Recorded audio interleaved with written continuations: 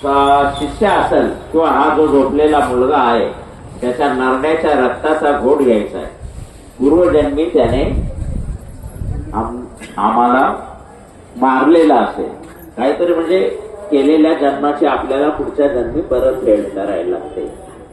तर त्या गुरूंनी सांगितलं हा बालक आहे, अज्ञान आहे आणि याच्या हातून काही चुकीचं झालेलं नाहीये, पण गेल्या जन्मात झालेला आहे. तर माझं तर तुम्ही मंत्र आठवा आणि मला त्याचं रक्त पिऊ द्या. आता सापाने जर सापाचा दात जर आपल्या अंगाला लागला, थोडं रक्ताचं आणि विषाचं एकत्रीकरण झाल्यावर लगेच आपली जीवन यात्रा संपून जाते. मग शेवटी महाराजांमध्ये सर्पामध्ये संभाषण झालं. सर्प महाराजांनी त्या शिष्याच्या प्राणाची आहुती मागितली सर्पाकडे. सर्प सहमत झाला, पण एका अटीवरती काय याचं रक्त मला पाहिजे.